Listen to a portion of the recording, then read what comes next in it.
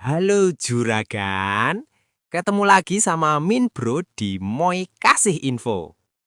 Ternyata Juragan, yang namanya stres itu bukan cuma dirasakan manusia, tanaman juga bisa loh.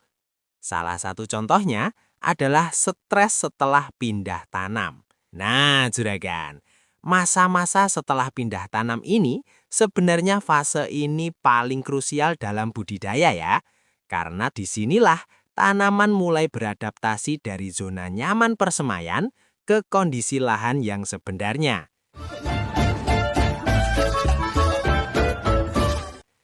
Di persemaian, bibit biasanya lebih terkontrol. Ada atap naungan, air cukup, lingkungan relatif stabil. Nah, begitu masuk ke lahan, semuanya berubah. Dan di titik inilah, tanaman bisa mengalami stres. Karena akar itu sensitif banget Juragan. Begitu dipindah dari tray atau polybag ke lahan, akar langsung mengalami yang namanya kaget lingkungan. Media tanam beda, suhu beda, dan intensitas cahaya juga berbeda. Supaya tanaman tidak terlalu lama stres setelah pindah tanam, ada beberapa hal penting yang harus diperhatikan nih Gan. Yang pertama, lakukan pindah tanam pada sore hari. Kenapa sore? Karena intensitas matahari sudah mulai turun.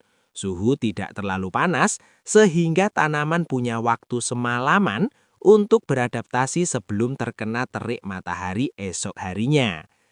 Kedua, saat memindahkan bibit, jangan dicabut paksakan.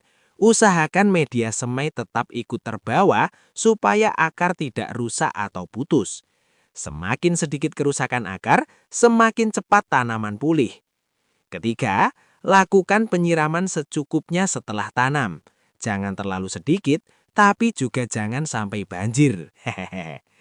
Air memang membantu adaptasi, tapi kalau berlebihan justru bisa membuat akar jadi kekurangan oksigen. Selain itu, untuk mempercepat proses adaptasi bisa aplikasikan unsur fosfor di awal tanam. Kenapa fosfor? Karena di fase awal tanam, tanaman sedang fokus membentuk akar baru dan memperbaiki bagian akar yang rusak. Proses ini membutuhkan energi yang cukup besar di dalam sel tanaman. Disinilah peran fosfor menjadi penting. Fosfor adalah salah satu unsur utama pembentuk ATP, adenosin trifosfat. ATP ini merupakan molekul pembawa energi di dalam sel tanaman. Semua proses pertumbuhan, mulai dari pembelahan sel, pembentukan akar, sampai penyerapan unsur hara membutuhkan ATP. Kalau fosfor cukup, produksi ATP di dalam tanaman berjalan lancar. Artinya, energi untuk membentuk akar baru juga tersedia. Akar bisa lebih cepat tumbuh, lebih cepat menyebar, dan lebih cepat berfungsi normal kembali setelah mengalami gangguan saat pindah tanam. Jadi di fase awal ini, fokus utamanya bukan mengejar daun besar dulu, tapi memastikan akar cepat kuat dan aktif. Karena ketika sistem perakaran sudah baik, penyerapan air dan nutrisi akan maksimal dan tanaman bisa melanjutkan pertumbuhan dengan lebih stabil. Tumbuh kuat. Nah, tapi kan, yang tidak kalah penting adalah persiapan lahan sebelum tanam loh ya. Selain itu, kohe mentah juga masih bisa mengandung jamur patogen, yaitu jamur penyebab penyakit tanaman.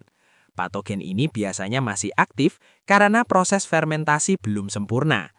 Di dalam kotoran yang belum matang, mikroorganisme berbahaya seperti jamur penyebab busuk akar atau rebah semai masih bisa hidup sempurna. Ketika kohe mentah langsung diberikan ke lahan, jamur patogen tersebut bisa menyerang akar yang masih muda dan lemah, akibatnya akar menjadi busuk, tanaman layu, pertumbuhan terhambat, bahkan bisa mati sebelum berkembang. Fermentasi yang sempurna bertujuan untuk menurunkan populasi mikroorganisme berbahaya, menstabilkan suhu, serta mengurangi kandungan gas beracun seperti amonia. Jadi selain lebih aman untuk akar, pupuk kandang yang matang juga nutrisinya lebih siap diserap tanaman. Jadi Juragan, stres setelah pindah tanam itu bukan hal sepele loh ya. Fase ini adalah fase penentuan hidup dan matinya tanaman di awal budidaya. Kalau di 7-14 hari pertama ini, tanaman berhasil beradaptasi dengan baik, akar cepat tumbuh, lingkungan mendukung, dan nutrisi tersedia dengan tepat, insya Allah kedepannya pertumbuhan akan jauh lebih stabil dan kuat. Tapi, kalau di fase awal ini sudah salah penanganan, akar rusak, lahan belum siap, kohe masih mentah atau nutrisi tidak seimbang, tanaman bisa terus tertinggal bahkan sampai gagal panen. Nah, juragan, itulah pembahasan kita tentang bab stres setelah pindah tanam ya. Kalau penjelasan di video ini terasa bermanfaat dan nambah insight, jangan lupa klik like, subscribe channel ini, dan share ke teman-teman tani lainnya. Tulis juga di kolom komentar kalau ada request materi baru atau lanjutan dari video ini dan kendala apa yang lagi juragan hadapi. Nanti kita bahas bareng di video berikutnya.